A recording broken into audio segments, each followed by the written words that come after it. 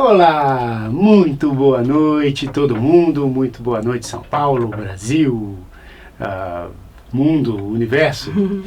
Estamos em todos os lugares aqui na internet.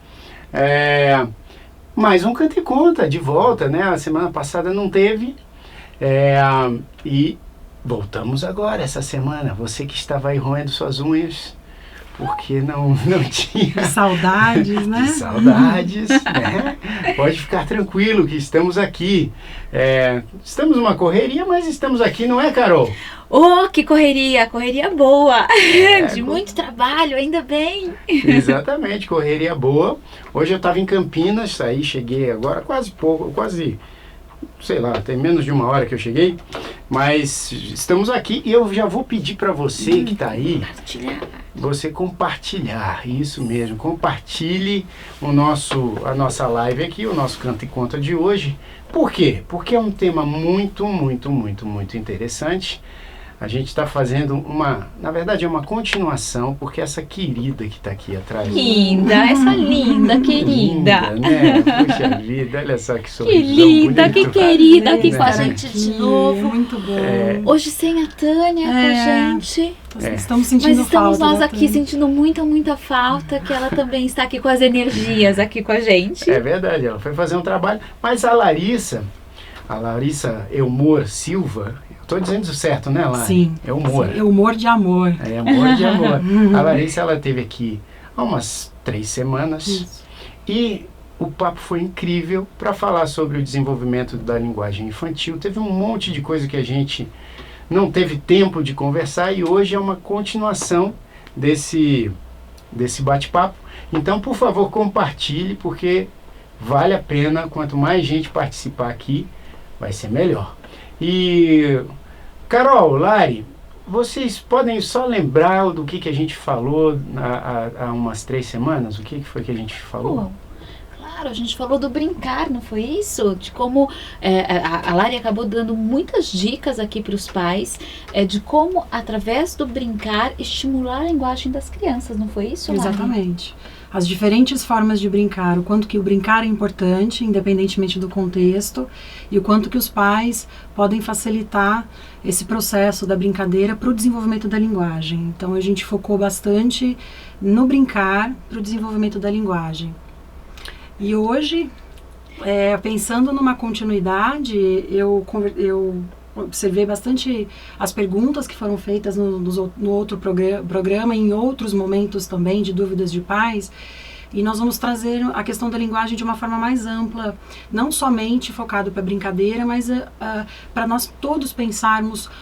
A gente fala tanto de estimulação, de orientação, de dicas, então vamos pensar isso na prática, como que os pais realmente poderiam ajudar os seus filhos nesse processo de aquisição de linguagem, ou no desenvolvimento da fala, e outras dúvidas, pensando na questão da comunicação e da fonoaudiologia, que geralmente aparecem, não só para a fala, mas questões relacionadas à audição, à voz, à articulação ou alimentação, que está muitas vezes relacionada à fala propriamente dita.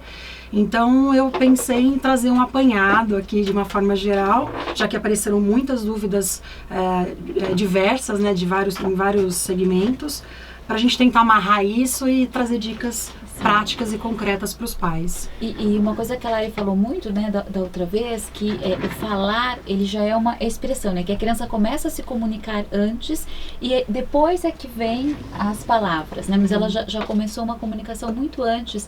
E algo que apareceu, Lari, da outra vez, né, assim, se a gente for pensar, como hoje vamos falar do desenvolvimento da linguagem, se a gente pensar assim, no desenvolvimento esperado, né, então em que momento, por exemplo, é esperado que a criança comece a balbuciar as primeiras palavras, em que momento é esperado as primeiras frases, em que momento uma sentença, como é, né? Se a gente pensar no desenvolvimento infantil esperado, como é que isso funciona? Porque isso é muito legal dos pais terem um parâmetro, né? Porque lógico, o pediatra avisa, o pediatra orienta, mas é bacana se a gente também puder ter essa ideia, essa percepção. Sim. Bom, primeiro eu quero agradecer novamente o convite. E é um prazer imenso estar aqui nesse momento, compartilhar as minhas experiências com vocês na parte do desenvolvimento mesmo de linguagem. E eu acho que eu volto a dizer, é um projeto muito enriquecedor, porque ele não só ensina como nós que somos profissionais também aprendemos a cada semana. Então, muito obrigada pelo convite novamente. Eu que agradeço, puxa vida. Eu aprendi tanto. Aliás, ficou uma pergunta no último momento ali do programa anterior, que depois eu quero tocar no assunto, que é o lance da gagueira, né? Porque, enfim, isso afeta aí muita gente, muitas crianças, imagino. Sim. Também. Sim. Então depois eu quero só que me lembre de eu perguntar isso aí. Tudo bem. Desculpa, então vamos só dar uma boa noite, já que você começou agradecendo. Boa noite, nossos queridos que estão sempre aqui com a gente. Muito, muito obrigada. Que vocês sejam muito bem-vindos no nosso programa de hoje. E que a gente seguramente vai ter uma conversa deliciosa aqui com a Lari. Quero mandar um beijo aqui, ó. Tem a FGA, que eu não sei, enfim, a Dorlene Caldas tá dando olá. A Ellen Cristina Maia, a Érica Janota, o André Manfrini, a Marlene Santos, o Elton. Elton, você estava preocupado, hein? Não ia ter de novo, hein? Pode crer. A Gislaine, lá de Ribeirão. A Gi, minha prima. Sua prima. A Duda, Maria Eduarda. Parabéns, aniversário dela hoje. Feliz aniversário, Duda! Feliz mocinha, 17 anos. Que legal, puxa vida, muita saúde sempre. A Luciana Barbie Leonel, tá falando que bacana. E a Lilian Pivoto Azevedo, enfim, todo mundo aqui dando oi. Então vamos lá. E mandem também, ó, por favor, mandem as questões que vocês tenham aí, tá? Porque eu vou ficar de olho aqui e a gente sempre pinça alguma coisa aqui para passar para Carol e para Larissa. Então vamos lá, meninas. Vamos lá. Vamos falar um pouquinho sobre o desenvolvimento de fala basicamente esperado, mas não necessariamente os pais precisam ficar angustiados caso passe 1 mês, 2 meses, 6 meses e a criança não tenha adquirido. Então eu costumo trazer muito essa flexibilidade no desenvolvimento, porque cada criança é única, cada processo de aquisição de linguagem, de desenvolvimento global é único. Então a teoria, a literatura, ela precisa trazer um parâmetro para a gente conseguir traçar um perfil mais ou menos do que se espera para cada idade, mas isso não quer dizer necessariamente que a criança precisa estar enquadrada de tanto a tanto tempo X, vai ter esse tipo de comportamento. Não. Então existe uma flexibilidade, logicamente, durante esse processo de aquisição de linguagem. Espera-se, em primeiro lugar, que um bebê pequeno como? Assim que o bebê nasce, ele tem os sentidos bastante aflorados. Então, como eu trouxe até no outro programa, o cheiro da mãe, o toque, o rosto, muitas vezes ele não tem ainda a acuidade visual muito bem desenvolvida, mas ele consegue, o rosto das pessoas chama muito mais atenção do que outras partes do corpo, outro estímulo. Então ele tem uma necessidade de olhar para o rosto, para a boca, o sorriso. Então, no primeiro momento, o contato visual é muito importante para a criança e os pais manterem esse contato visual com a criança. Então, de 0 a 3 meses, ou a 3, 4 meses, a criança já começa a fazer o contato visual. Até nas primeiras semanas a criança já tem um contato visual. Ela já começa a explorar a face da mãe e dos interlocutores, das pessoas que estão próximas a ela. E aí a gente começa a entrar no momento do sorriso, né? A criança começa a expressar com um leve sorriso. No começo os pais não sabem se é um espasmo, se foi um reflexo, mas ela começa realmente a perceber, a manifestar através do sorriso uma comunicação. Tem uma intenção comunicativa aquele sorriso, da mesma forma que tem uma intenção comunicativa o choro. Se a criança percebe que ela está com fome e ela chora e ela é atendida naquele momento, então o choro tem uma intenção de comunicar à família, à mãe ou ao pai, de que ela quer que ela quer ser alimentada. Como diz a Carol, tem uma intenção produtiva. Isso, exatamente. Uma intenção produtiva. Uma intenção produtiva. Então, o olhar, o sorriso e o choro, num primeiro momento, são expressões da criança extremamente importantes. Um primeiro sinal, muitas vezes, que a gente observa em algumas crianças é quando ela não faz esse contato visual, principalmente nos primeiros meses, né? 6 meses, ela já começa a ficar mais firminha, 5, 6 meses, que é o momento que ela já consegue sentar, pegar os objetos, e aí ela não faz, muitas vezes, o contato visual, ou ela não tem o sorriso social, que a gente chama, que é compartilhar a brincadeira ou como que a gente pode dizer, a interação com outra pessoa através do sorriso e do olhar. Isso é um dado que nos chama a atenção, caso a criança não tenha apresentado. Então, de 3 meses até, se a gente for pensar 3, 4 meses, até 6 meses, 8 meses, é o momento que a criança já consegue sentar, ela já manipula os objetos, e até menor, os objetos que têm cores, diferentes cores, formas, geralmente cores muito fortes, né, que destoam, por isso que eles gostam muito de móveis ou de chocalhos coloridos que tem o som e que tem cores muito fortes, vai chamar a atenção da criança. Da mesma forma, ela começa a treinar alguns sons. O que é o treinar? Ela não está dizendo muitas vezes mamãe. Aí fala, meu filho começou a falar com 4, 5, 6 meses. Muitas vezes ela está sentindo o som. Então, começa o momento do balbucio que a gente diz. Então, e nós adultos vamos começar a significar aquela palavra. Então, a criança começa a trazer o sonzinho do começa a fazer algumas onomatopeias que ela não sabe o sentido e a gente começa a significar, olha, você está chamando a mamãe, você fez o barulho do carrinho, o carrinho faz e nós começamos a dar sentido para esses sons que a criança traz. Então, nesse processo, os pais já conseguem ajudar a criança no desenvolvimento de aquisição de linguagem ou dos sons, porque a gente brincando mesmo de estralar a língua, a gente começa a dar sentido para os movimentos que a criança faz com a boca. E aí, nesse movimento, o que a gente pode pensar em relação à estimulação? É o momento mesmo de sentar com a criança e trabalhar o sensorial. É aquele ponto que nós trouxemos no outro programa, que a criança é muito concreta no primeiro momento. Então, tudo que ela pode sentir na mão, sentir na boca, ela vai sentir a textura, a temperatura, ou vai olhar a cor, vai ouvir o barulho. Então, chocalhos, móveis, blocos de montar, coisas que a criança consegue pegar, manipular, jogar no chão, todos os efeitos concretos que os objetos podem trazer são extremamente importantes para a criança brincar e a gente mediar essa brincadeira. Então foi o que eu trouxe da outra vez. Muitas vezes a criança não tem aquela linguagem interna e ela não vai saber como brincar com aquele brinquedo. Então nós pais colocamos a criança no chão e nós vamos ajudar a criança a explorar aquele objeto. Como? Fazendo movimento com chocalho, muitas vezes para a criança localizar o som e olhar. E aí tentar pegar o objeto. Então é uma atividade muito interessante para os pais fazerem. Outra atividade interessante é ajudar a montar os blocos. Não necessariamente a criança precisa saber cores nesse momento. A gente não precisa ficar preocupado em relação ao excesso de nomeação. No sentido assim, tudo tem que ser falado o tempo todo e mostrado. Não, tudo tem que ser feito de uma forma muito natural. Então no momento que você está brincando com blocos de montar, logicamente você pode trazer a cor, a forma, a textura, comentários em relação àquilo. Mas o importante é você entender que naquele momento está sendo um momento de construção da linguagem. Então, muitas vezes, o montar e desmontar para a criança é muito mais importante do que você, naquele momento, criar uma brincadeira muito de faz de conta, porque ela não chegou nesse estágio ainda. E é muito que os pais fazem, pega o chocalho, faz o barulho, monta e desmonta o bloco, e aí começa a nomear as partes do corpo, porque aquele momento a criança está sentindo o pezinho, a mãozinha, olha, põe a mão na boca, olha o seu pé, e músicas que muitas vezes nomeiam as partes do corpo durante o banho, na alimentação, dá para se trazer a nomeação, porque é no momento que a criança está sendo introduzida muitas vezes a frutinha, ou a papinha, a amassadinha, e naquele momento começa uma nomeação, mas uma nomeação muito lúdica, muito do brincar.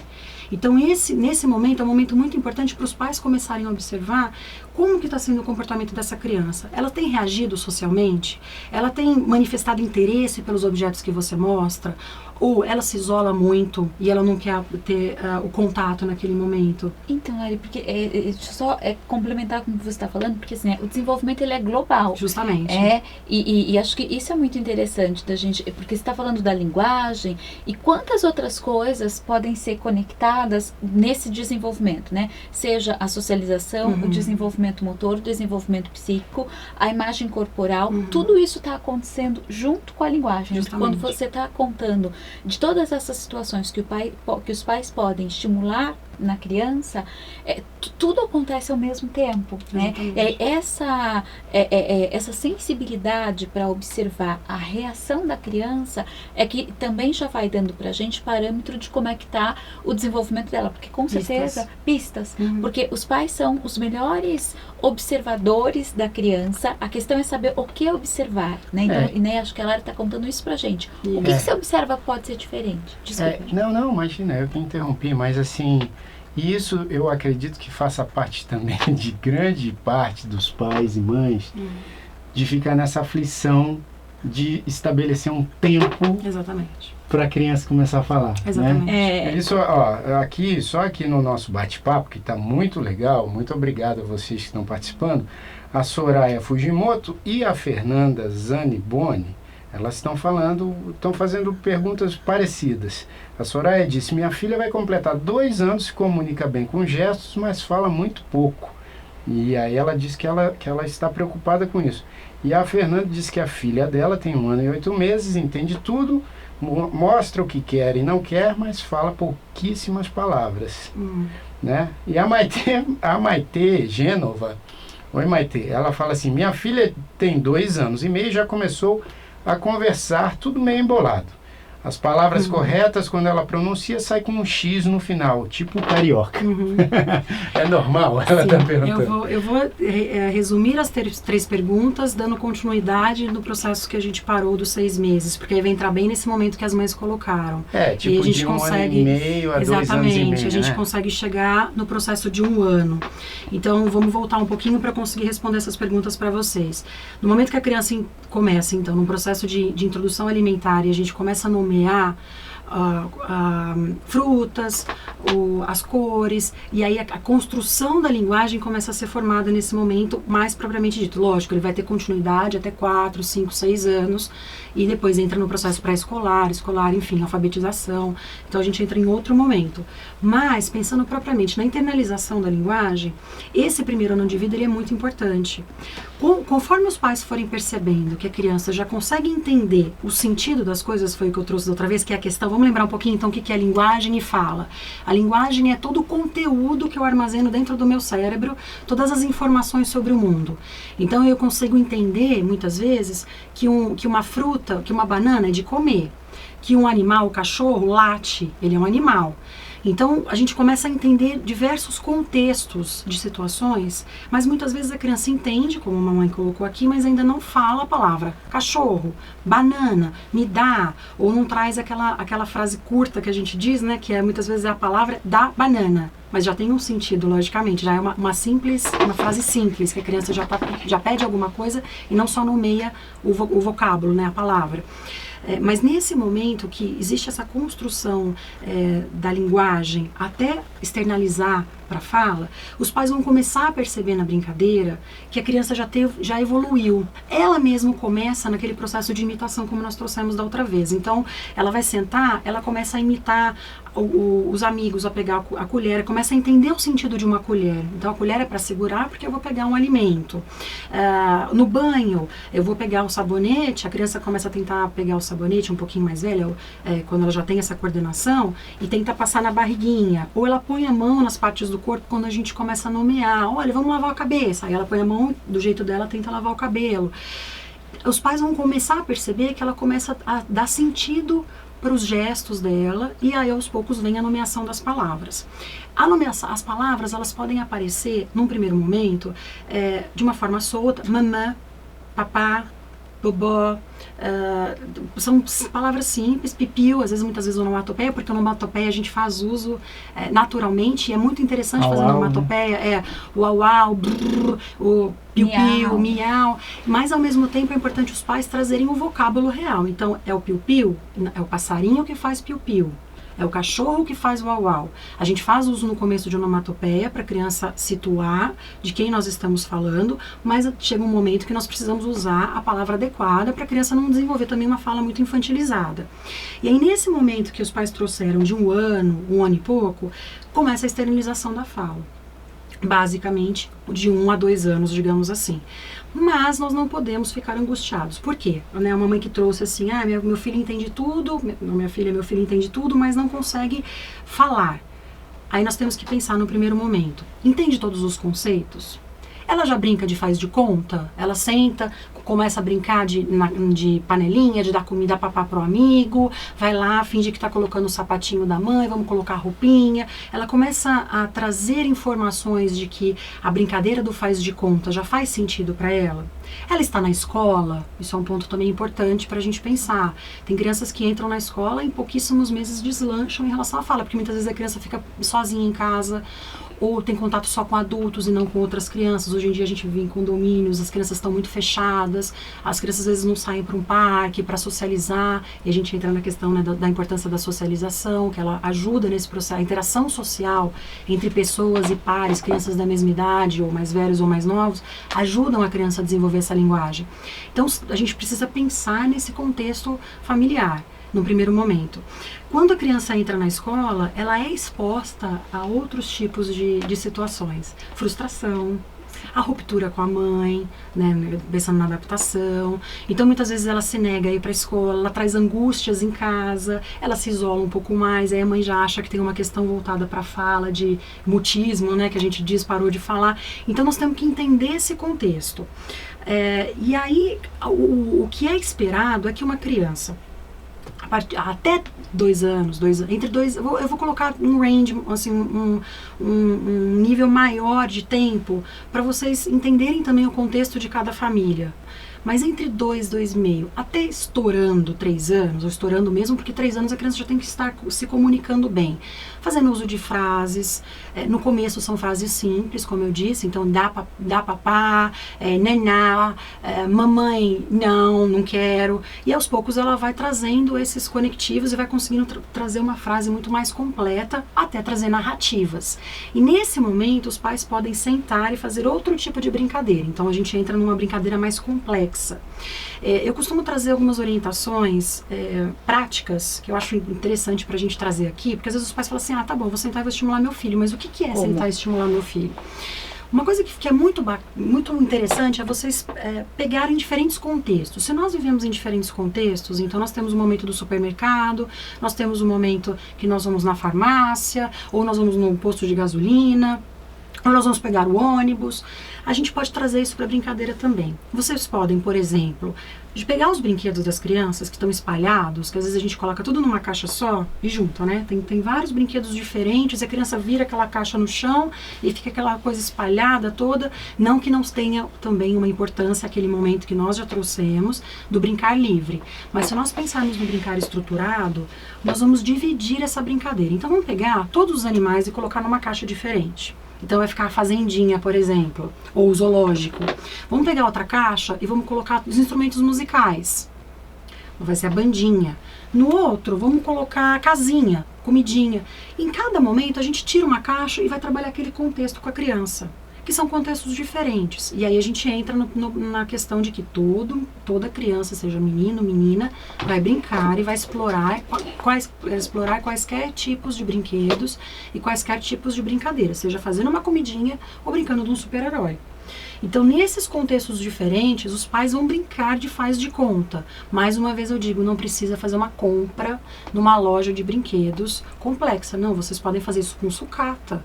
Você pode pegar brinquedos, objetos soltos pela casa e montar uma brincadeira. Mas é interessante vocês fazerem essas conexões entre contextos e aí desenvolver narrativa em cima disso. E aí vocês vão contando uma história para a criança. Era uma vez um cachorro, vamos pensar, uma girafa. Olha a girafa, está no zoológico, encontrou um amigo leão. Como que o leão faz? Uau! Oi, seu leão, tudo bem? Vamos dar uma comidinha pro leão. O que nós vamos dar pro leão? Vamos fazer uma comidinha? E aí pode juntar uma caixa com a outra, não tem problema nenhum. E a gente vai construindo brincadeiras e o faz de conta em cima disso. Nesse momento é extremamente importante para essa faixa etária, porque muitas vezes os pais acham que só a nomeação é importante. E aí não tem a questão da narrativa para contextualização, ligar os pontos para que ela também saiba fazer isso dentro da cabecinha dela, da percepção dela, né? Exatamente. E ligando um contexto no outro, uma frase na outra. Que bacana. Exatamente. Isso. E aí a gente consegue construir a brincadeira, construir o faz de conta. E quando você estiver um dia no supermercado, ela vai entender o que ela está fazendo, porque ela já brincou, ela já construiu na brincadeira, ela já internalizou aquele conhecimento, que vai pegar o carrinho, vamos escolher escolher os alimentos, e a gente vai fazer isso logicamente depois nos espaços. E muitas vezes a escola é um ambiente onde isso é feito com naturalmente, frequência, né? justamente. Tendo brinquedoteca ou não, as crianças fazem isso naturalmente, sentam no tapete, ou sentam na roda, ou sentam muitas vezes no parque, e as professoras fazem isso naturalmente. Então é um brincar direcionado. E aí quando a criança já entendeu aquele conceito, a externalização para a fala acontece de uma forma muito tranquila, porque aos poucos ela vai nomeando. E aí quando você for levar o seu filho no supermercado, você vai fazer a mesma coisa. Vamos pegar o carrinho, olha, vamos escolher a fruta. Que fruta que é essa? A gente começa a aumentar o sentido. É uma fruta doce, não é? Olha, sente o sabor. Ela, qual a cor que ela tem? Qual é a textura que ela tem? Ela é macia, não é macia? Ela é áspera? Vamos sentir a casca? Olha, essa a gente tira a casca, essa a gente não tira.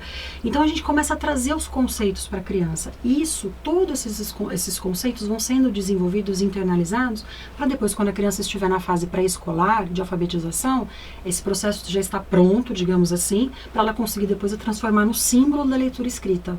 Porque ela vai entender, já vai ter entendido os códigos da linguagem. E isso não acaba nunca, né, Nunca. Mari? Porque, Por isso que é tão mágico. É mágico. Exatamente. Até hoje, quando eu leio, a leitura acho que traz muito isso, né? Tanto para o mundo infantil quanto para o mundo adulto. Quando você lê um livro que, pelo menos isso acontece comigo, quando eu leio uma palavra que eu não sei o que é, né? Eu vou atrás do significado da palavra e isso me desperta uma vontade de utilizar essa palavra, né? Em algum contexto e tal. Então ou na música, né? E aí eu internalizo essa palavra somente quando eu consigo associá-la a algum contexto. Exatamente. Porque se você lê a palavra, você não entende o que é, você vai no dicionário, você vê, fica muito difícil você internalizar o significado da palavra se você não usa essa palavra, né? Exatamente. Se você não tem um uso para aquela palavra. Então é um negócio muito mágico. Olha, isso que você estava falando, né? Alguém aqui, acho que a Adriele Matos, ela disse que a escola, para a filha dela, foi crucial para o desenvolvimento da fala, porque ela falava palavras soltas com 2 anos de idade, e aí quando ela entrou na escola, no segundo semestre, ela já estava falando tudo. Né? Então a Adriele ficou feliz. Aí tem uma questão aqui que a Aline Costa Corrêa já escreveu 2 vezes, que eu vou emendar com uma da Luciana Maneira Schalk, que é o seguinte: a da Aline, ela fala assim: a dificuldade na fala pode ocasionar uma ansiedade maior na criança por não conseguir se expressar. Sim. Tipo, na própria criança. Meu filho tem 4 anos e tem um atraso na fala que eles ainda não conseguiram identificar o motivo. Ele fala palavras soltas e somente há pouco tempo ele está formulando uma frase. Tem ligação da dificuldade da fala com a agitação da criança? Eu entendo que são 2 processos distintos. O fato dele não se comunicar é o que está nesse momento gerando ansiedade, mas não necessariamente a ansiedade é responsável pelo atraso de fala dele. Sim. Então eu vou tentar falar isso de uma forma dividida para você entender. Muitas crianças que têm um atraso de fala, de linguagem, elas tentam se comunicar e elas não são entendidas e elas ficam angustiadas. Então, se ele fica pedindo um copo de água, seja da forma que ele traz, ou soltando palavras soltas, ou frases ininteligíveis que as pessoas não entendem, e a pessoa que está com ele, seja a mãe, seja algum adulto, não entende, ele vai ficar irritado, ele vai ficar nervoso. Tem criança que joga as coisas no chão, gera uma frustração. Exatamente. E até de brigar, né? De gerar, né? De bater, porque não está sendo entendido. Não está sendo entendido, justamente. Então, isso gera um desconforto na criança. Sim. Agora, a ansiedade não e a angústia não são responsáveis pelo atraso de linguagem dele. Então, nesse caso específico, eu não sei se ele chegou a ser avaliado, mas eu orientaria que ele procurasse ajuda de profissionais. Quais seriam eles? Fonoaudiólogo, otorrino. Acho importante falar a questão da audição. Tem muitas crianças que a gente falou até sobre objeto no ouvido, mas tem as otites, tem problemas auditivos. Às vezes a criança realmente tem uma perda auditiva, ou às vezes é uma perda auditiva temporária, porque tem uma infecção no ouvido. Nesse processo de aquisição de linguagem, tendo um rebaixamento da audição, a criança não vai receber informação auditiva. E aí, às vezes, ela faz muita leitura labial, fica olhando muito para a boca do pai para tentar entender o que o pai está dizendo. Então, são algumas pistas de, não, vou vou levar no otorrino, fazer uma avaliação do ouvidinho, da garganta, ver se está tudo bem, essa parte respiratória, que às vezes a criança é muito alérgica, vive tendo secreção, gera muito otite, e aí tem um rebaixamento da audição. Fazendo um tratamento e uma audiometria, que é o exame auditivo que a fono faz, a gente consegue traçar um perfil dessa criança e encaminhar para os profissionais adequados, sejam eles fonoaudiólogo, psicopedagogo, pedagogo, neuropediatra, dependendo do caso, se tem uma questão que os pais começam a observar, às vezes psiquiatra infantil. Então, os profissionais que receberem essa criança vão fazer avaliações, sejam clínicas, muitas vezes tem exames que a gente não consegue avaliar nem em sangue, nem em imagem, é comportamental, o neurologista, e aí eles vão encaminhar para os profissionais adequados. No programa passado a gente falou, inclusive, um pouquinho sobre o autismo, né, essas coisas. O autismo... desculpa. Não, desculpa, é só que a Luciana, a pergunta dela foi essa, com qual idade a gente pode começar a se preocupar e tentar levar num especialista? Muitas vezes os pais dizem, as pessoas reclamam que meu filho não entendem o que meu filho diz, mas eu entendo tudo. Lógico, pai e mãe estão acostumados com a fala da criança. O primeiro ponto pessoas terceiras que não conhecem o seu filho, estão entendendo o que ele diz? Professora, vizinho, tio, tia, chega, ele tem uma idade, a gente pensa mais ou menos, como eu disse, entre 2 anos e meio, a criança já deveria estar se expressando adequadamente. Não necessariamente com sons perfeitos. Por exemplo, me trouxeram a informação da carioca, né? É natural. A criança muitas vezes fala, parabéns, né? Parabéns. O S pro X é natural a criança fazer a gente tá num processo de aquisição né? A criança pequena tende a falar mais assim, por isso que às vezes os pais repetem, acha bonitinho. E aos poucos ele vai assimilando o som do S e outros sons que vêm um pouco mais pra frente, como a gente trouxe até o sonzinho durando, da troca do cebolinha, dos grupos com R. Tem alguns sons que são adquiridos mais posteriormente. Mas, num primeiro momento, a criança tem que ser compreendida pelos outros, terceiros, e não pela família, que muitas vezes já sabe o que a criança quer dizer. Então, é um dado. Com 2 anos e meio, meu filho consegue pedir as coisas, se comunicar, trazer frases simples. E até os 3 anos, a criança tem que estar trazendo informações mais precisas, simples narrativas. Contar o que aconteceu na escola, contar onde ele está sentindo dor, por que ele não quer dormir, o que ele quer comer. Então, é um primeiro ponto para os pais prestarem atenção. Isolamento. A gente tem a tendência de achar que o autismo é aquele caso clássico, né? Que muitas vezes é a criança que tem o balanceio, o flap, tem aquele movimento e fica isolado. Não. Tem crianças que, hoje em dia, o autismo ele tem um espectro muito amplo na avaliação, e são pequenos pontos que chamam a atenção dos especialistas numa avaliação clínica, como estereotipias, que a gente chama, por exemplo, ecolalia, a criança que fica repetindo como um papagaio. Por exemplo, eu vou dizer para a criança, você quer papar? Quer comer? A criança fica comer, cocô, comer. Ela fica repetindo aquela palavra ou frase, às vezes fora do contexto. Você percebe que ela não está te ouvindo naquele momento. Ou, muitas vezes a criança não faz o contato visual. Mas muitas vezes o pai fala assim, não, mas ele olha para mim. Ele olha para você, mas não com uma intenção comunicativa e social. É um olhar que transpassa. A criança olha para a pessoa, mas é um olhar vago, não é um olhar comunicativo. Então, assim, hoje em dia o autismo, ele é muito amplo. A gente tem que tirar um pouco, e não que não tenha uma ajuda. Quanto mais cedo a gente conseguir fazer um diagnóstico, seja de um autismo, de uma síndrome, ou de um atraso simples de linguagem, com os profissionais adequados, os pais vão abraçar a causa e vão ajudar nesse processo de desenvolvimento. E também a escola, principalmente, tem que ser orientada nesse sentido. Oh, que bom, que legal. É muito legal porque ter essa informação, né? O que observar, porque Exatamente. A gente sabe, mas o que especificamente observar, né? O que é fora do contexto, isso é muito bacana. Uhum. Exatamente. Bom, chegou a hora aqui do momento de cantar um pouco, mas depois a gente volta aqui, que tem muita gente mandando muito comentário legal.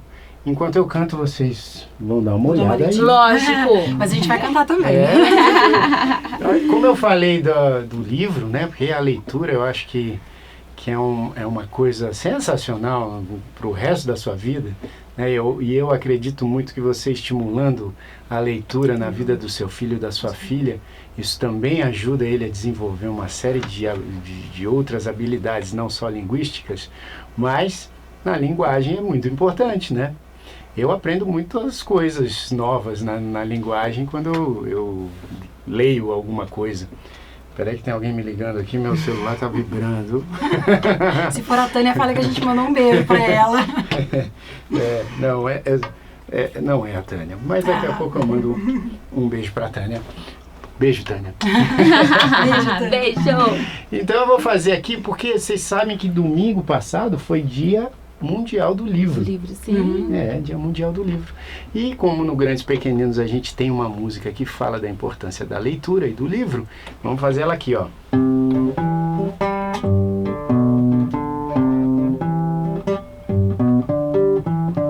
Tá na hora de ler um livro, conhecer histórias e ser criativo. Histórias de amor e de perigo, da lealdade entre bons amigos. Histórias que façam rir, que possam emocionar. Um livro deixa a gente livre para imaginar. Cada letra tem uma magia, cada frase traz muitas alegrias. Um livro leva a gente pra outro lugar.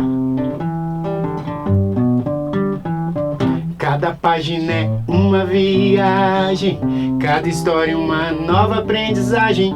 Leia um livro e venha aqui me contar. Livro, livro te faz livre. Livro, livro, livre você vive. Livro, livro, livro te faz livre pra sonhar.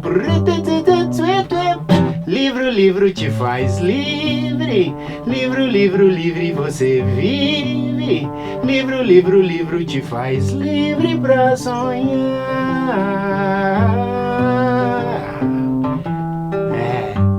Leia um livro. Leia um livro. É isso aí. Eu quero mandar um beijo. Posso mandar um beijo claro, para os meus queridos e amados Luísa e Felipe. Um beijo muito grande para a Esté também, minha prima, que está com as crianças, a Luísa e o Felipe, assistindo a gente. Um beijo enorme para vocês. Olha, que legal, que maravilha. E aí a Estela fez uma pergunta aqui. Cadê a pergunta da Estela que eu te mostrei? Aqui.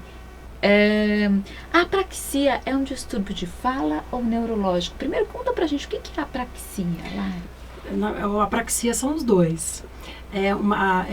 Tem a questão neurológica, é um distúrbio neurológico, que a criança tem uma dificuldade de programar motoramente a fala.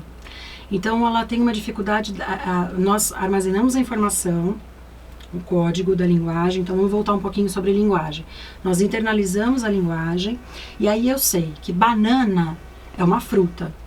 Então eu vou pedir banana. Para eu pedir pedir para alguém banana, meu cérebro tem que jogar para toda a minha musculatura a informação de como eu vou articular a palavra banana.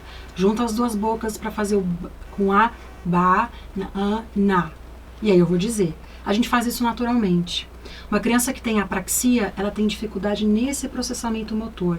Ela entende as informações, mas neurologicamente existe uma questão que a impede de executar o movimento da fala. Então ela precisa passar por avaliações para se ter o diagnóstico e aí fazer tratamento em cima disso para melhorar essa condição da articulação. Mas existe, ela perguntou, né, se é fala ou neuro, são os dois. Existe uma dificuldade neurológica na programação motora da fala. E aí ela vai ter uma dificuldade na articulação dos sons e na programação da palavra, para juntar os sons, articular e trazer informação. Olha que legal, a Gabi, opa, peraí, a Gabi Prado Reis, que está sempre aqui com a gente, Lari. Oi, Gabi. Ela falou aqui, Jair, te mandei um vídeo do Gui cantando essa música, né, essa do livro. Ela falou, ela ajudou muito na troca do R pelo L que ele tinha. A música! Legal! Porque na outra semana que a gente estava aqui, a gente falou muito dessa troca do R pelo R, né? Uhum. Do R pelo L. E aí o Elton, ele falou aqui que ele tem um irmão e um sobrinho gagos. E ele pergunta se a gagueira é algo genético, enfim, depende dessa coisa do ambiente. Enfim, acho que não deve ter uma explicação única para isso, né? Mas o que geralmente, como é que a gente lida com essa coisa da gagueira, principalmente no caso das crianças? Existem duas questões em relação à gagueira que eu acho importante trazer: o que é a gagueira mesmo, propriamente dita, e o que é aquisição de linguagem, que na visão do ouvinte soa como gagueira. Então, porque são dúvidas que aparecem muito para os pais, principalmente das crianças pequenas. Então, vamos conversar um pouquinho sobre a gagueira propriamente dita. A gagueira, ela tem uma questão genética, sim, neurológica. Muitas vezes a gente não sabe se teve alguém da família que tinha avô, bisavô, mas existe, ou muitas vezes o pai é gago e o filho começa a desenvolver a gagueira. Então, no início as teorias diziam várias coisas, mas hoje em dia o que se segue mais é a questão de que existe um componente genético. Então, vamos supor, eu posso ter o componente genético para gagueira e posso não ter desenvolvido durante a minha vida. Então, muitas vezes a criança pode ser exposta a uma situação de estresse, de ansiedade, de angústia. Então, desde uma coisa pequena que os pais não se dão conta, por exemplo, mudou de cidade, o cachorro morreu, os pais se separaram, ou mudou de escola, ou algum amigo saiu da salinha dele que era muito próximo e foi para outra escola e a criança perdeu contato, alguma situação que gera algum desconforto interno na criança, isso vai gerar uma ansiedade. E aí pode acontecer um momento maior de ruptura na fala. A criança começa a ter um pouco de falta de fluência na fala, ela começa a gaguejar um pouco mais. O que diferencia uma criança gaga de uma criança não gaga? A criança que é gaga, que tem a predisposição para gagueira, passa por esse momento de instabilidade e permanece essa instabilidade por um tempo. E aí começa a chamar a atenção dos pais. Então, a criança que já está 6 meses, 1 ano, gaguejando, principalmente em situações que ela fica mais nervosa, então ela tem bloqueios. Vou falar papai, eu faço papai, ou repetição de sílabas, papai, ou repetição de sons, papai, ou prolongamento, papai. Isso já é um dado para os pais observarem e buscarem um atendimento. Mas muitos pais acham que os filhos pequenos estão gaguejando. Por quê? Quando a criança vai aprender a falar, e é outro processo que a criança passa, então nós não estamos falando de gagueira nesse momento. A gagueira precisa se ter uma avaliação de um fonoaudiólogo. Realmente existem vários testes e tabulações que se fazem hoje, porque existem algumas rupturas na fala, ou seja, existem algumas instabilidades ou falta de fluência na fala que são esperadas para um comunicador habitual. Então a gente hesita, você vai falar, você pode repetir a mesma frase na hora que você vai conversar sobre algum assunto, porque você está revendo o conteúdo dentro da sua cabeça. Você pode ter alguma repetição em algum momento da própria palavra em si. Eu mesma conversando agora, faço novas significações e reformulo, e às vezes para outra pessoa pode parecer uma gagueira. Isso todo mundo tem, essas hesitações. Agora, essas outras que eu disse, do prolongamento, bloqueio, algumas que nos chamam a atenção e começam a ter uma recorrência durante um longo período, meses ou mais de 1 ano, precisa procurar uma avaliação e realmente ser diagnosticado. Agora, as crianças que estão aprendendo a falar, elas vivem outro momento. Elas estão internalizando o conteúdo. Então vamos supor que eu vou falar que a casa é amarela e eu estou aprendendo a falar agora. Então eu vou falar... eu estou pensando, né? Eu tenho 1 ano, 2 anos, 2 anos e pouco. A casa é amarela. Pronto, aí os pais já acham que o filho já é gago. Não, ele só está formulando aquela informação em voz alta, porque ele está tentando processar o que o cérebro está dizendo em termos de linguagem, tentando trazer para fora a frase para o outro ser compreendido, ou para ele se fazer compreendido. Então isso não é gagueira. Criança faz muito isso, né? Faz. Isso aparece muito em criança pequena quando entra na escola. Os pais me procuravam bastante e falavam, nossa, meu filho está gaguejando, ele está com 2 anos e ele começou a gaguejar do nada. E aí a gente tem que entender o contexto também. Às vezes o irmãozinho nasceu, E aí tem um momento de infantilização e de angústia. Esses outros contextos que eu trouxe para vocês. Uma situação que aconteceu dentro de sala de aula, com a professora ou com alguma atividade que gerou uma frustração, e ele passa um tempo gaguejando uns dias, supera, passa. Porque aí essa ansiedade, aí sim tem uma relação com a ansiedade, com a fala daquela pergunta em relação àquela mãe. Aí sim a ansiedade faz a gente gaguejar. A gente mesmo, quando vai fazer uma apresentação em público, se você não tem um treino, não está seguro em relação ao conteúdo, você vai ficar com a voz trêmula e vai gaguejar um pouco. Imagina uma criança que está num momento de estresse, de insegurança e desenvolvendo a linguagem e a fala naquele contexto. Então isso não é gagueira. Isso faz parte de uma aquisição de linguagem tranquila. Agora, esse outro olhar precisa ser feito. Se é persistente, se a criança está gerando muita angústia, cada vez que ela está mais insegura e ansiosa, aparecem mais os bloqueios, já persiste há mais de 6 meses, 3, 4, 5, 6 meses, do mesmo jeito ou tem piorado? Sim, procure uma avaliação para se fazer um diagnóstico. Agora, Lari, desculpa, Carol. Não, pode falar. Você acha, uma outra pergunta que eu tinha, que pode ter a ver com isso também, porque muitas vezes... Tem aquele lado dos pais que infantilizam, né, a fala, enfim. E tem também o outro lado, que é dos pais que corrigem a criança. Justamente. Né? Tipo, a criança vai falar alguma coisa aí, logo na sequência corrige. Você acha que essa postura de corrigir a criança, assim, obviamente, acho que depende muito do jeito como você corrige, mas... É bom ou é ruim corrigir a criança enquanto ela está nessa fase de aprender ainda a relacionar os vocábulos com as coisas e tal? O que você acha? Você acha que a gente corrige ou não corrige? Como é que a gente lida com isso? A correção, ela é muito delicada. A gente precisa dar um modelo correto de fala, mas ela não pode ser castradora. Isso, é isso que eu queria. É igual quando a criança está aprendendo a escrever na escola e a gente via antigamente, tinha muito isso quando a gente era pequena, né? Um monte de xizinho pra gente repetir aquela palavra 50 vezes porque a gente tinha escrito errado. E ao invés da professora olhar toda a elaboração de narrativa, de pensamento que você fez, não. A palavra era com 2 S e você colocou com S só, vamos corrigir isso. Então ela não pode ser castradora. Muitas vezes os pais dizem, vamos supor que eu vou falar boneca, eu falo bobeca. Aí o pai fala, não é bobeca, é boneca. Isso a gente não orienta. Não é adequado você dar um modelo errado para a criança na correção. A gente tem que falar adequadamente, de uma forma correta, todas as palavras. E quando nós formos corrigir, a correção é você dar um modelo correto, sem repetir o errado. Primeiro porque a criança não tem consciência que ela falou aquela palavra errada. E a gente começa a gerar uma angústia da criança de uma comunicação perfeita. Sim. E entre outras exigências, muitas vezes, que os pais têm, né? Do perfeccionismo, da cobrança excessiva. Então, assim, se meu filho falou, me dá a bobeca, filho, você quer a boneca? A gente só repete, articulando bem a palavra, e entrega a boneca, porque ele disse exatamente o que ele queria. Ele só não articulou naquele momento adequadamente. Então, evitar dar um modelo errado, evitar que seja castrador, utilizar a fala de uma forma precisa, sem usar diminutivo. Lógico, se você, como eu disse já, se você vai brincar com um bebezinho, pequenininho, menininho, a gente brinca nesse faz de conta.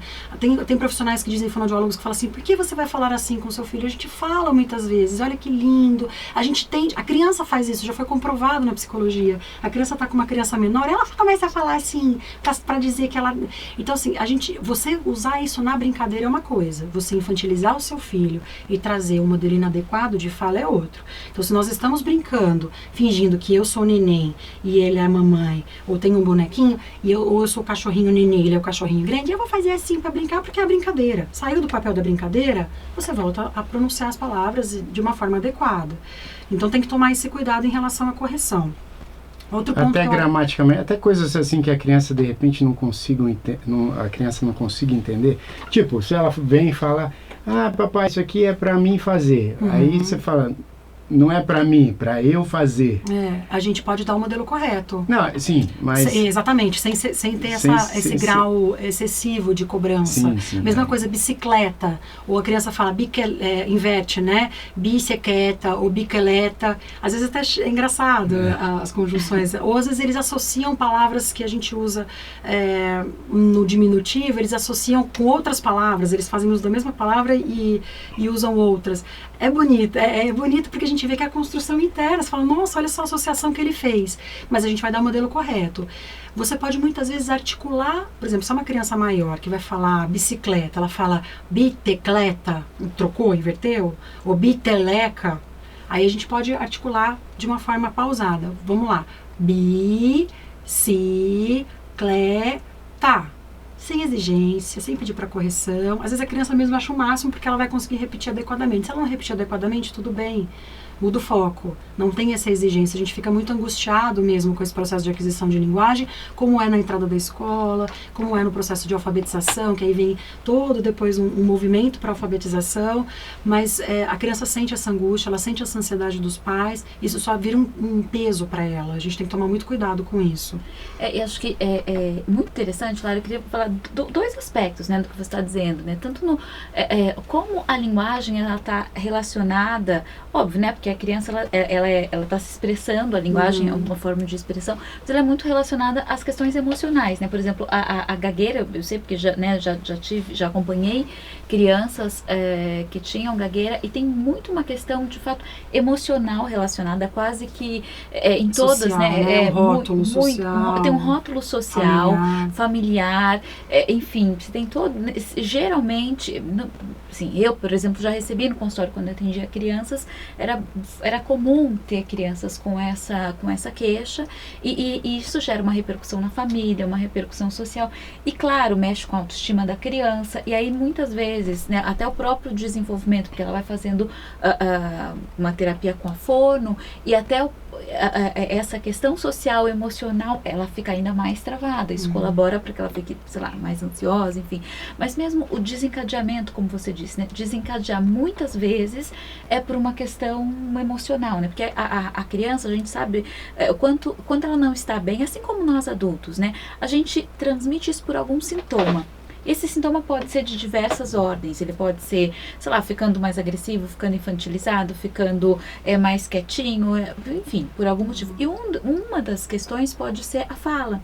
Então a fala e alguma alteração na fala da criança que já tem uma fala adquirida, na criança, por exemplo, em idade escolar, isso também pode sinalizar alguma questão emocional, né, familiar, como você foi dizendo aí mesmo, né, que não tem a ver exatamente com um problema fonoaudiológico, né, mas muitas vezes tem a ver com um problema que é de ordem emocional e que ela, enfim, né, e que ela apresenta isso na fala. Geralmente, quando isso acontece, né, que você atendeu também, acompanhou muito a criança, o trabalho, né, do psicólogo com fono, como é que funciona, né, porque eu nunca trabalhei em parceria com fono, mas eu sei que tem ali, né, questões emocionais muito vinculadas e familiares também. Sim, tem algumas situações que você precisa fazer um trabalho conjunto com o psicólogo, porque você vê que as questões de inseguranças, frustrações, ansiedade impactam diretamente na comunicação,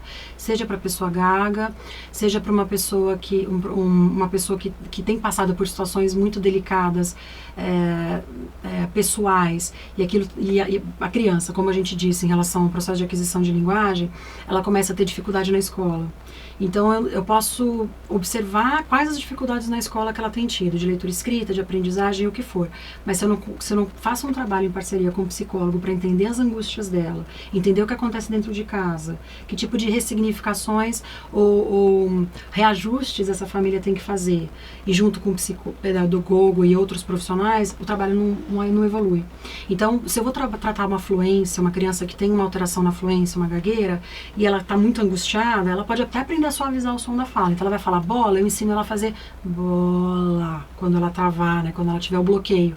Mas se toda vez ela for ficar ansiosa e tem questões por detrás, emocionais, o psicólogo tem que me ajudar nisso. E a gente faz um trabalho em conjunto. Então já aconteceram situações de atendimento clínico meu que eu precisei, até na questão vocal. Tem problemas vocais que estão totalmente relacionados a padrão emocional. Sim. Então, se você não encaminha para um psicólogo, às vezes você interrompe a terapia fonoaudiológica, dá uma alta temporária, digamos assim, dá um tempo, encaminha para algum psicólogo ou para outros profissionais, porque tem uma urgência maior, uma situação que pede maior urgência, e a gente volta para continuar o trabalho depois, ou trabalho em parceria, depende do caso. E porque a nossa fala, ela expressa diretamente a emoção, Voz, né? Por exemplo, se a gente aumenta, se a gente está sei lá, nervosa, aumenta o ritmo da Sim, fala. velocidade. Se você, ou então a velocidade ou o tom da voz, né? Se você está mais calmo, você também diminui o ritmo. Então a fala, ela expressa muito do que está acontecendo internamente, né? Então essa era a segunda. Então você, Carol, é uma psicóloga realmente muito experiente, porque eu estou sempre falando desse jeito e você consegue identificar os meus altos e baixos. Mas eu estou sempre falando nessa velocidade. Então, mas veja, né, por exemplo, quando você está cantando, a sua voz é de um jeito, quando você está, né, e quando você está, enfim, dependendo do assunto, porque eu estou sempre conversando com você, a tua voz, mesmo você falando mais relaxadamente, mas o seu tom também muda. Às vezes é muito sutil a mudança que a gente observa, né? E aí a terceira coisa, né? Eu ia falar duas, mas tem mais uma, que é a questão do significado, exatamente, né, Lari? Que é fantástico, né? Porque, por exemplo, dentro da programação neurolinguística, o que a gente trabalha exatamente, né? É a gente programar a nossa mente por meio da linguagem, do significado que a gente dá para as coisas.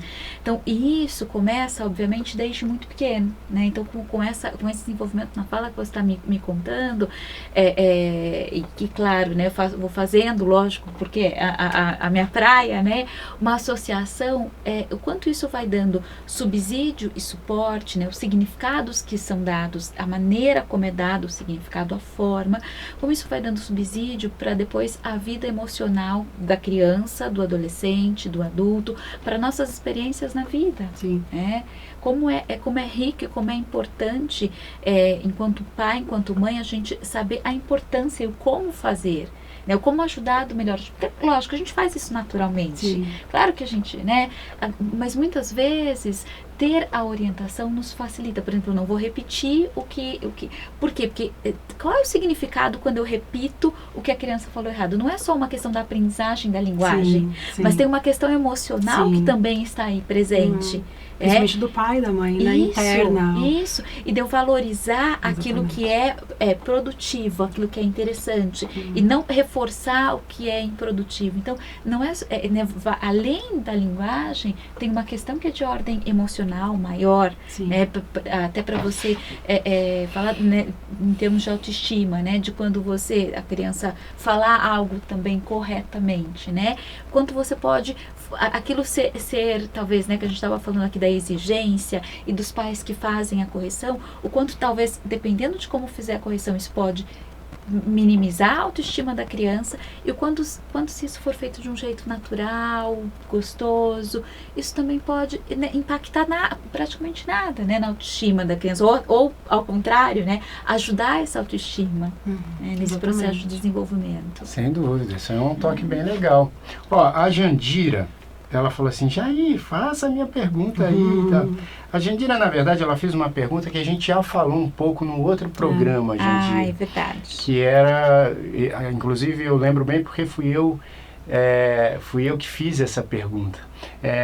Dos pais, né, das situações onde a criança tem várias línguas ali, convive com várias línguas, onde, tipo, sei lá, o pai é estrangeiro, a mãe é estrangeira, ou os pais estão morando em outro país, que é o caso da Jandira, né? Que eles moram em Macau, se eu não me engano. Isso, Macau, isso mesmo. E ela está falando que ele tem alguma dificuldade com o português, o que é normal, né, Lari? Eu acho que nessa situação... Sim, ele tem... O ponto ele precisa estabelecer, como a gente tinha conversado, a linguagem materna. Materna, muitas vezes, o que é conversado dentro de casa, se estabelecer um idioma, até a criança se desenvolver bem. Se os pais são brasileiros, vamos supor, é interessante estabelecer o português. Se ele estiver não falando bem o português, mas já tiver desenvolvido bem o outro idioma, não sei qual, que é utilizado na escola dele, se é o inglês. Inglês. Então, é mais fácil, digamos assim, porque tem criança que ela não estabelece nenhum idioma e aí gera uma confusão. Então, é importante estabelecer um idioma. Quando a criança flui bem o idioma, a gente começa a utilizar outras palavras.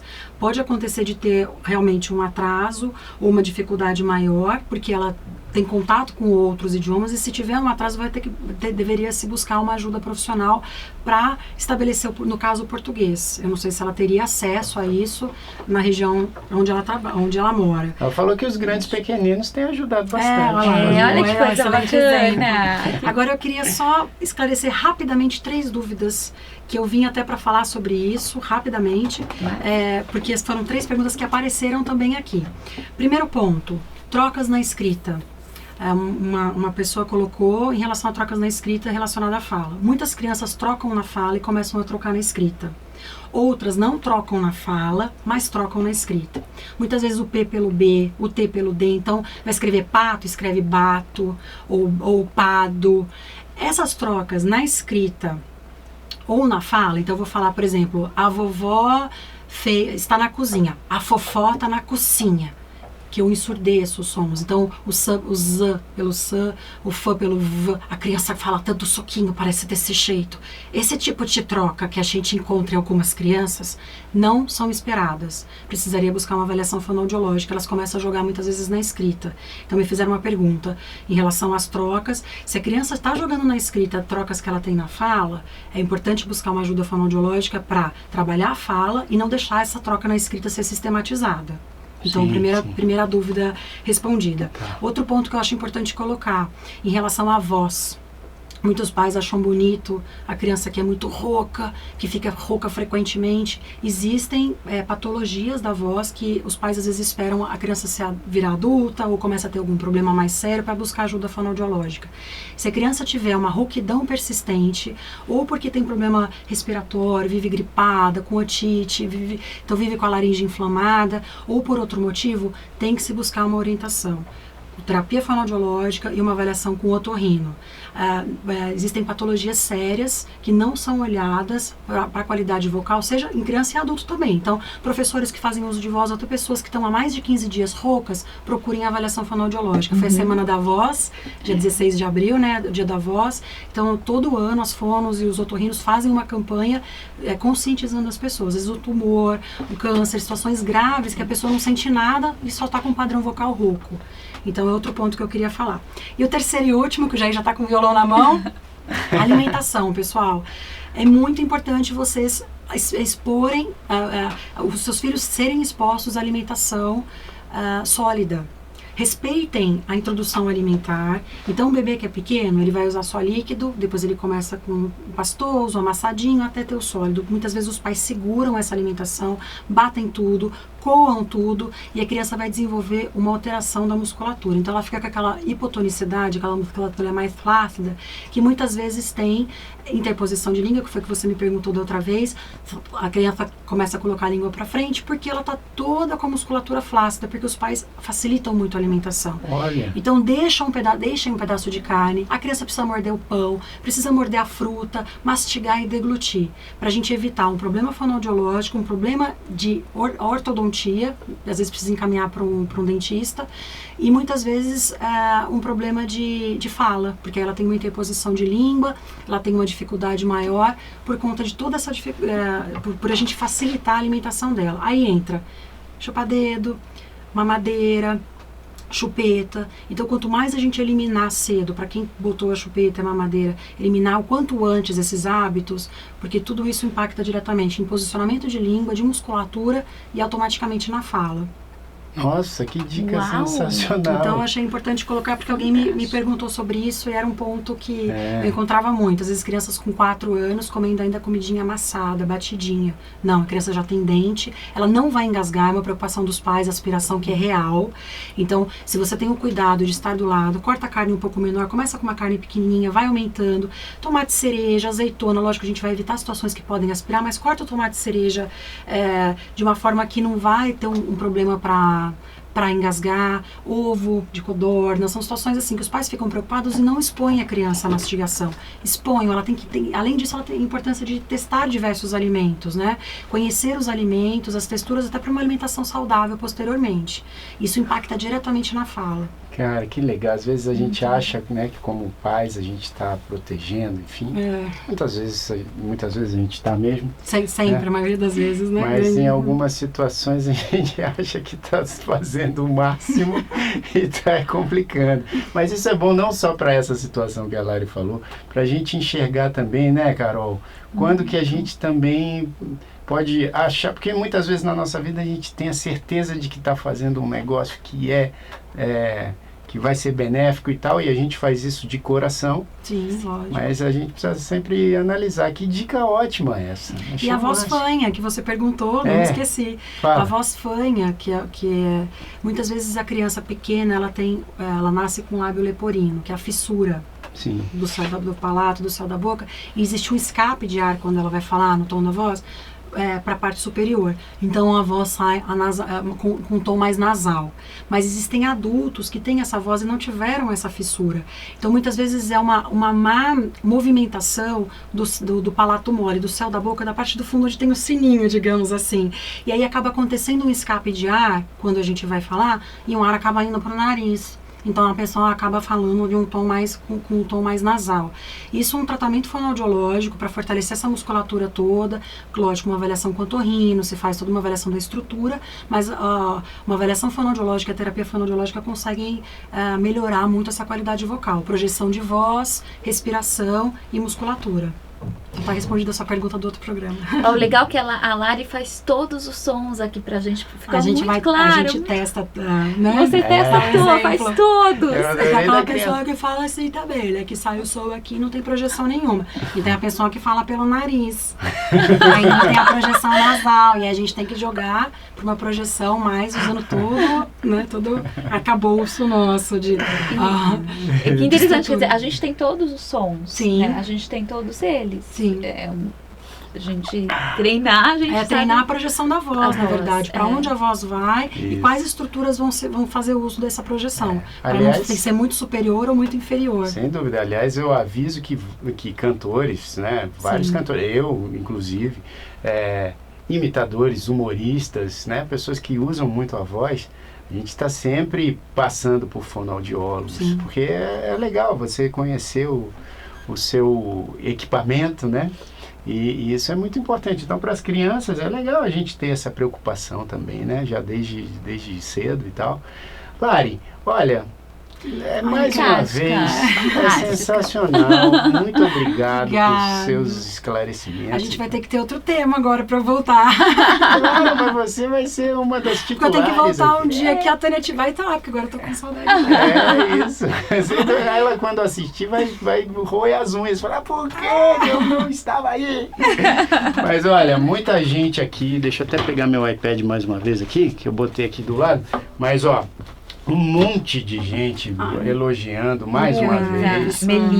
A Melissa fez especialização comigo, hoje ela é médica. Olha, Melissa. Saudade. Que legal, hein, Melissa? Pessoal, vários colegas. Isso, mais uma vez um beijo para Duda, né, que está fazendo aniversário, e que é a sobrinha da Lari. Um monte de gente aqui, enfim, a gente não consegue responder a todas as perguntas, mas a gente tenta sempre dar um apanhado aqui geral, mas eu quero agradecer todo mundo que participou. Lari, mais uma vez, como é que o pessoal pode entrar em contato com você, se ficou alguma dúvida, alguma questão aí? Eu não atuo hoje em clínica. Eu atuei muitos anos, deixa pra lá quantos anos, mas mais de década. Depois eu conto pra vocês em off. Mas hoje eu trabalho mais como consultora de comunicação e consultora de RH, que eu sou especialista em linguagem e fiz mestrado em psicologia. Focada na parte de consultoria de comunicação, eu atuo em escolas, então passando todas essas orientações, trabalho com professores, com pais, com os alunos, adaptação de material, estimulação de linguagem, então todo esse trabalho dentro da escola eu faço, presto consultoria para as escolas. E da mesma forma, na comunicação, a oratória para as pessoas, então como você vai falar melhor? Seja em público, pessoas que têm dificuldades, que fazem uso muitas vezes da fala, ou profissionalmente falando, ou tem uma dificuldade mesmo de comunicação, no sentido assim, não muitas vezes na parte terapêutica, mas a pessoa tem dificuldade para se expressar quando está numa reunião de trabalho, quando ela vai fazer uma ligação de telefone, ou uma apresentação em público. Então toda essa parte de como melhorar a sua comunicação, como falar bem em público, eu faço trabalho também. E na parte de RH, eu trabalho como consultora de recrutamento e seleção, e treinamento e desenvolvimento nas empresas. Eu tenho o LinkedIn, Larissa Elmor Silva, o meu Facebook, Larissa Elmore Silva, e o meu e-mail, que é larissa.esilva, de humor, né? esilva@uol.com.br. Eu estou à disposição. Se alguém quiser me mandar alguma pergunta no chat, tiver alguma dúvida específica, fiquem à vontade pelo Facebook, o que eu puder ajudar, estou à disposição. Ah, querida. E, Carol, você com seu iBetter cada vez mais better. Mais better. A página tá linda. Ai, tá ficando mais linda ainda. linda. Estamos fazendo modificações na página. E lá, visitando a página do iBetter, ou o Instagram e o Facebook, tem muitas dicas para desenvolvimento pessoal, então desenvolvimento emocional, e especialmente para as mães que querem conciliar a carreira e maternidade. Então eu venho desenvolvendo alguns trabalhos bem específicos para elas. Eu já falei aqui há pouco tempo atrás que vai ter em breve um workshop, e daqui a pouquinho ele vai acontecer. Adiei, então ele ia ser em maio, mas vai ser em junho. E para mães que exatamente vivem um dilema que é um dilema muito comum, Sim. né, Lari? Muito comum esse dilema das mães que exatamente passam esse momento, né? Ficam mais com os filhos e é hora de voltar para o mercado de trabalho. Uau, como fazer toda essa adaptação, ou até com as angústias mesmo de como conciliar do melhor jeito para ser uma mãe inteira e uma profissional também que tenha os seus melhores resultados. Então, acompanhem no iBetter. Essa semana, inclusive, eu tô fazendo contando algumas historinhas de pessoas que eu convivi, que eu convivo, enfim, e que se vocês entrarem lá, tem histórias e que a gente pode se identificar mesmo, que são mães que passaram por esse dilema. Então, ajudem essas mães a solucionar as suas histórias. Tá no Instagram e no Facebook. Eu acho que pelo site também dá para acessar o Instagram e o Facebook, então é muito bacana que vocês interajam e falem lá também sobre a experiência de vocês, como foi, como está sendo, ou como vocês imaginam que será E é essa transformador. adaptação. É transformador, exatamente. Só quem é mãe profissional sabe, É. né? Catarse que é. Daqui a pouco a gente os pode fazer de novo um desafios. canto e conta sobre esse tema, que também teve muita coisa que a gente não esclareceu. Sim. Olha, eu vou anunciar aqui, mais uma vez, a gente está em cartaz aqui no Teatro Morumbi Shopping. A Lara e a Carol já foram 3 vezes. 3 Se vezes. eu puder, eu vou na hora. Ah. Danielzinho já tá lá, ó, subindo no palco e dando bombom pras pessoas. É verdade, Na Páscoa ele- ele deu bombom pra todo mundo. É verdade, Chocolatinho. ele agita lá com a gente. É muito bonito. Ó, sábados e domingos, sábado e domingo agora tem também, apesar do feriado na segunda, a gente está aqui também no Teatro Morumbi Shopping, às 17 horas, sábado e domingo. A gente vai fazer também em maio, foi estendido para maio também. Foi estendido para maio. Só que assim, primeiro final de semana de maio, a gente vai fazer em Aracaju. Ah, Eu não sei direito onde é, mas é num shopping. que No legal. shopping de Aracaju, acho que é no Rio Mar de Aracaju, Shopping Rio Mar, se eu não me engano. Vamos fazer sábado e domingo, primeiro sábado e domingo de maio em Aracaju, que já é o próximo final de semana, Sim, né? Se eu não me sim. engano. Isso, semana que vem. Semana que vem. E aí a gente volta no segundo final de semana de maio pro Morumbi É Shopping. Dia das Mães. Dia das Mães, isso. Aí venha comemorar o Dia das Mães com a gente em São Paulo. Tem um convite também muito legal para fazer aqui, porque eu vou começar, aí não é Grandes Pequeninos, é da minha carreira, mas eu vou começar um projeto também no Teatro Morumbi Shopping aqui em São Paulo, chamado Quarto de Músico, que vai ser uma live também, né? Apesar de eu fazer no teatro, a gente vai transmitir ao vivo também para a internet, pela minha página do Facebook, que é facebook.com.br Jair Oliveira Oficial, e pelo meu YouTube, que é youtube.com.br Jair Samba, tudo junto. Esse Quarto de Músico é um formato assim que eu convido sempre um músico para a gente falar dessa coisa de ser músico, e a gente canta muitas coisas, né? E bate papo com as pessoas lá da plateia no teatro e também com as pessoas que estão em casa assistindo pela internet. Então, o primeiro é agora, quarta-feira, dia 3 de maio, com Pedro Mariano, meu querido amigo, filho de Elis Regina. Então, vamos estar lá, eu e Pedro, às 21 horas, no Teatro Morumbi Shopping, aqui em São Paulo, e também na internet. Então, vai ser ao vivo a partir das 21 horas também. E, no dia 10 de maio, tem Luciana Mello, comigo. No dia 17 de maio, tem Daniel, cantor Daniel, grande, querido. E no dia 24 de maio, Cláudio Zoli. Então, se você estiver por São Paulo, por favor, venha nos assistir ao vivo no teatro. Se você não conseguir chegar em São Paulo, assista pela internet. Certo? Então é isso.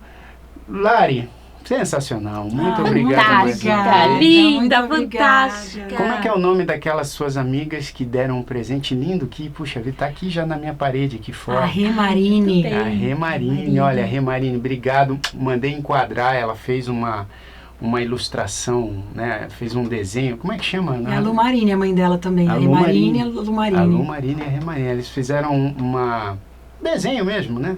Um desenho assim, super bonito. Eu e Tânia. E nós adoramos. Já mandei enquadrar, já está aqui na minha parede, viu? O meu E também já Por está enquadrado. coincidência, até ele me falou, eu não sabia que a foto que... Porque eu mandei várias fotos para a Lu e para Renata fazerem, né? Que elas queriam uma foto de alta qualidade. Como eu, infelizmente, não tenho dons artísticos, eu falei, vou mandar várias fotos para vocês e vocês escolhem uma que vai ser mais adequada para fazer a obra. Sim. E elas escolheram justamente um selfie que vocês fizeram na estreia, não é? Na estreia do show dos Foi uma Grandes coincidência Pequeninos. linda, Isso. quer dizer, ela escolheu a Foi. foto justamente da estreia do show. É verdade. Bom, então, pessoal, a gente já ultrapassou demais aqui o tempo, mas eu vou cantar, então, uma música que a gente falou muito de imaginação. Acho que eu cantei essa da outra vez também, mas vale a pena. Linda sim. demais, vale a Vale pena sempre a pena sempre. cantar, não é? E vai para todo mundo que participou aqui do nosso programa. Muito obrigado vocês aí. Daqui a pouco a gente joga ele também no YouTube dos Grandes Pequeninos, que é youtube.com/Grandes Pequeninos, tá bom? Então vamos fazer essa aqui que é assim, ó.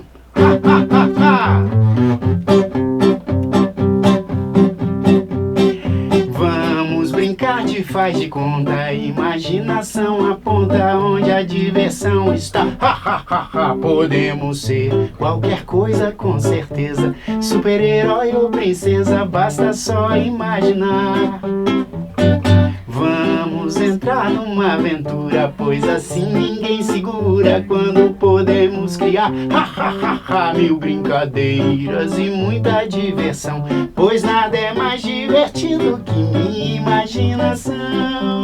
Posso ser um gato, miau miau, ou um cachorro, au au, ou um palhaço de cabelo rosa e roxo. Posso ser um pato, quá quá, ou um pirata, rá. Eu posso tudo se puder imaginar. Posso ser um gato, miau miau, ou um cachorro, au au, ou um palhaço de cabelo rosa e roxo. Posso ser um pato, quá quá, ou um pirata, rá. Eu posso tudo se puder imaginar. Eu posso tudo se puder imaginar. Eu posso tudo se puder imaginar. Aí vocês vejam que eu, mesmo sem saber, eu fiz o que a Lari indicou aqui, que é não falar só o au au. Eu falo cachorro, au au. Gente, muito obrigado.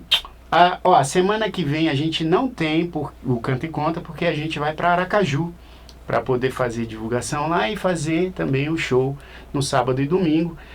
Depois eu coloco as informações corretas aqui na nossa página, tá bom? Mas então quinta-feira não teremos Canta e Conta, ou teremos algum outro formato? A gente vai pensar. A gente está pensando. Vamos pensar, mas enfim. Surpresa, surpresa, tá bom? Mas aí eu e Tânia voltamos com Carol e mais uma porção de coisa aí na outra semana, tá bom? Então, um beijo, obrigado Lari, obrigado Carol. Obrigada, Beijo, obrigada. muito obrigada. Boa noite, Boa queridos. noite. Valeu.